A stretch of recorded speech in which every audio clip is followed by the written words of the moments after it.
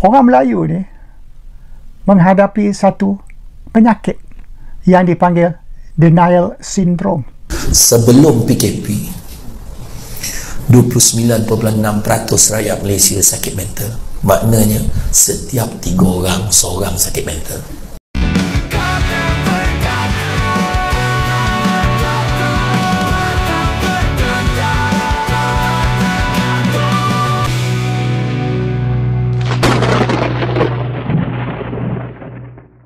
Assalamualaikum warahmatullahi wabarakatuh. Sahabat Kata Per Kata, warga negeri Malaides selalu mengklaim bahwa negaranya adalah negara yang maju, dengan ekonomi yang kuat, hidup makmur, dengan warganya yang ber-IQ tinggi. Sehingga warganet negeri Malaides kerap kali merendahkan orang dari negara lain, terutama dari Indonesia. Hal itu juga diikuti oleh warganet Indonesia yang bekerja di negeri Malaides, yang dikenal sebagai penjilat ringgit. Mereka telah terpapar Wahamisme, maka mereka akan selalu membangga-banggakan negeri Malaides, yang menilai dengan seakan-akan negeri Malaides adalah satu-satunya negara yang paling sejahtera di dunia. Padahal pada kenyataannya, banyak ragam persoalan yang terjadi di negeri Malaides, yang kehidupan warga negeri Malaides juga tak jauh berbeda dengan negara-negara lain yang ada di Asia Tenggara. Dan ada sebuah lembaga dunia yang menjelaskan tentang kesehatan mental, serta persentase suatu negara yang warganya menderita penyakit mental di Asia Tenggara. Diketahui kesehatan mental adalah kondisi kesejahteraan yang memungkinkan seseorang untuk mengatasi tekanan hidup, dengan mewujudkan potensi diri, untuk bekerja secara produktif, dan berkontribusi pada komunitasnya. Dan ini mencakup kesejahteraan emosional, psikologis, dan sosial, serta mempengaruhi cara berpikir, dan berperilaku. Dalam sebuah data yang bersumber dari Orwelldin Data, dapat kita lihat, bahwa negeri Malaides berada pada posisi ketiga, dengan persentase pengidap penyakit mental terbesar di Asia Tenggara, setelah Kamboja, dan Laos. Dan hal itu juga dijelaskan oleh spesialis ataupun orang-orang dari negeri Malaides itu sendiri, tentang warganya yang mengidap penyakit mental, yang 1 dari 3 warga negeri Malaides mengidap penyakit jiwa. Saya berinteraksi dengan lebih daripada 1000 peserta secara fizikal dan saya nak kongsikan kerisauan serta kegusaran saya tentang masalah yang melanda kita buat masa sekarang ni, iaitu masalah kesihatan mental. Kita pun dah tengok kan data yang dikeluarkan oleh KKM tentang kemurungan dan sebagainya. Makin mencanak tau guys. Dan bila saya berinteraksi dengan peserta ni semua, saya memang boleh tengok ramai yang terjejas, ramai yang memerlukan bantuan, ramai yang bergelumang dalam masalah ini dalam diam. Membuatkan saya risau dan terfikir apa pelan yang kita ada, apa perancangan yang kerajaan ada untuk bantu rakyat, untuk handle, untuk berdepan dengan masalah ini. Apa perancangan yang kita ada? Assalamualaikum, salam sejahtera. Saya nak berkongsi satu perkara yang sangat serius berkaitan dengan penyakit mental yang berlaku dalam persekitaran kehidupan kita. Saya bercakap ni khususnya pada diri saya, menyedarkan diri saya. Mungkin tuan-tuan yang mendengar video ini, yang berkongsi video ini, termasuklah kepada pasangan kita, anak-anak kita, adik-beradik kita, kaum keluarga kita, mungkin masyarakat kita yang besar ini dan juga negara kita Malaysia, pemimpin-pemimpin khususnya, iaitu satu penyakit yang sedang melanda, serius melanda kepada ramai individu, dan ia membentuk satu persekitaran yang negatif dalam persekitaran kita. Apa dia penyakit mental ini? Iaitu penyakit mental tidak mahu mengakui kesilapan dan kesalahan. Perkara ini sangat serius. Kerana apa? Saya melihat perkara ini berlaku di persekitaran kita, dalam kehidupan kita. Kadang-kadang berlaku kepada pasangan kita yang tidak mahu mengaku kesalahan, anak-anak kita yang tak mahu mengakui kesalahan, mungkin adik-adik kita yang tak mahu mengakui kesalahan. Mereka buat kesalahan yang terang, yang nyata, tetapi mereka tak mengaku itu yang mereka buat itu satu kesalahan. Jadi cuba bayangkan, kalau benda ni melanda sikap kita, menjadi satu tabiat dalam diri kita, ini adalah penyakit mental yang sangat serius dan tak mungkin boleh dipulihkan kalau kita tak sedar. Malahan paling malang, kalau orang tegur kita pun kita tak boleh terima teguran, maka penyakit mental pada diri kita sangat-sangat serius. Dan inilah masalah yang akan merosakkan seluruh kehidupan kita, kerana kita menjadi satu manusia yang begitu egois dan tidak mahu mengubah sifat kita kepada karakter yang lebih baik. Saya bercakap ini kerana apa? Kerana dalam persekitaran kehidupan, kita cuba membentuk environment keluarga kita supaya lebih baik, lebih positif. Jadi kalau kita tak boleh ubah pasangan kita, anak-anak kita, maka kita takkan mampu mengubah keseluruhan dalam kehidupan kita. Kita tak bercerita tentang masyarakat di luar yang memang kita tak boleh nak ubah. Ada pemimpin yang menipu pun dia masih boleh menipu. Kan ada masyarakat yang bercakap bohong pun kita tak boleh buat apa-apa.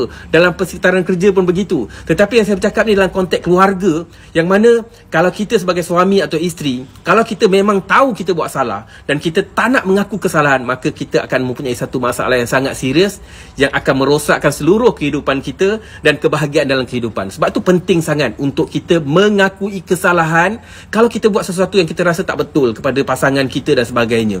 Ada benda-benda yang kadang-kadang kita sedar kita buat salah, tapi kita tidak boleh menerima kenyataan bahawa kita buat kesalahan. Inilah masalah serius yang melanda sebahagian daripada individu, termasuk yang saya bercakap ni. Kadang-kadang kita tak sedar. Bila ada orang tegur, sebenarnya itulah satu hikmah yang besar yang kita dapat, satu teguran yang Allah hantar melalui orang-orang sekeliling kita. Kalau orang pun tegur kita, kita buat tak tahu dan kita memusuhi orang yang menegur kita, maka jahanamlah seluruh kehidupan kita. Dan percayalah, kita takkan mampu membina satu environment yang positif dalam persekitaran kehidupan kita. Sebab itu, belajar untuk mengubah penyakit mental ini dengan mengakui kesalahan kalau kita buat kesalahan. InsyaAllah hidup kita akan berubah dengan lebih baik lagi. Terima kasih. Share video ini jika bermanfaat. Jangan main-main ya. Sebelum tahun 2000, rakyat Malaysia yang mengidap sakit mental ni adalah dalam 1000 orang, seorang sakit mental. Sebelum tahun 2000. Masuk aja tahun 2000, setiap 10 orang seorang sakit mental. Sebelum PKP, 29.6% rakyat Malaysia sakit mental. Maknanya setiap 3 orang seorang sakit mental. Cuba kira berapa ramai ni. Itulah ramai, kan? Maknanya nak tunjuk ramai orang sakit mental. Sebab apa? Sebab teknologi maklumat ni. Kebanyakannya berpunca dengan IG, Facebook, Telegram, WhatsApp. Sebab apa? Masing-masing berebut nak mencari perhatian. Dia akan boleh rasa bengang kalau orang tak like posting dia. Suami berapa ramai yang kena marah sebab tak like post bini dia? Pernah tak kita kena marah? Termasuk aku. Jadi hal tu, jangan memang. Tak, sebab apa tu? Sebab perhatian. Seolah-olah hubungan itu diukur dengan like dan juga share. Faham? Ada satu hamba Allah letakkan gambar handphone dengan jambangan bunga. Dia punya caption dia, "Thanks for my beloved hubby for this lovely gift." Kita pun share, "Happy birthday, tahniah, untunglah." Bila nak open tablet, rupa-rupanya handphone dengan bunga tu dia beli sendiri. Dan yang paling sedih tu, dia boleh create satu account untuk puji post tu. Nah, itulah tahap gilanya. Ini dipanggil sebagai penyakit split personality disorder. Cuba buka, dia akan nampak normal di kalangan kita. Dia ada setengah orang tu nak tahu tanda-tanda antaranya dia bergurau dengan kita boleh. Kalau kita gurau dengan dia cepat terasa. So cari, ada tak orang macam tu? Ada kan? Lepas tu dia marah kalau buat ni post kan semua orang share, semua like, aku langsung tak like, seolah tak wujud. Orang Melayu ni menghadapi satu penyakit yang dipanggil denial syndrome. Orang Melayu susah nak terima kebenaran. Kalau apa yang kita kata tu bertentangan dengan sentimen mereka, pandangan mereka ataupun harapan mereka, mereka akan marah. Mereka akan maki kita, buat tuduhan macam-macam, awak sudah kena beli, awak sudah U-turn, awak nak cari jalan nak balik ke Malaysia, macam-macam andaian. Semua yang fitnah, tak betul. Tapi bagi mereka, biarlah fitnah pun, biarlah bohong sekalipun, asal dia orang boleh jawab apa kita kata dengan cara nak menyakiti hati, dia akan buat. Dan mereka tidak berhujah dengan logik atau rasional. Mereka tidak menjawab atau menafi pandangan kita dengan pandangan mereka. Seperti itulah kondisi mental warga Malaides, yang pantas saja, jika mereka memberikan komentar pada suatu video yang sudah jelas-jelas memiliki bukti kebenarannya, mereka selalu merasa tak terima, sambil berkata kalau itu adalah berita bohong. Atau mengalihkan pembicaraan ke topik lain, yang penting menurut mereka adalah membalas komentar. Atau juga dengan bersikap seolah-olah mereka lah yang sedang teraniaya. Penyakit mental atau gangguan mental, adalah kondisi kesehatan yang mempengaruhi cara berpikir, perasa, atau berperilaku, seseorang yang memiliki kelainan. Kondisinya dapat bervariasi dalam tingkat keparahan dan jangka waktu yang dideritanya. Gangguan mental dapat mempengaruhi fungsi kemampuan seseorang dalam kehidupan sehari-hari, termasuk dalam hubungan sosial, pekerjaan, dan aktivitas lainnya.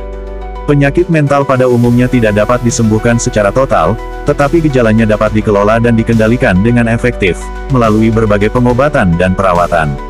Tujuannya adalah agar individu yang mengalami gangguan mental, dapat menjalani kehidupan sehari-hari dengan lebih baik. Meskipun tidak ada obat untuk penyakit mental, dalam arti kesembuhan total seperti penyakit fisik, banyak kondisi mental dapat diobati dengan dikelola dengan baik. Dan salah satu hal yang paling utama adalah dari kemauan diri sendiri. Faktor emosional dan spiritual seseorang dapat menjadi penentu awal, dalam mengelola mentalnya sendiri. Cukup sekian video kali ini. Terima kasih. Sampai jumpa lagi.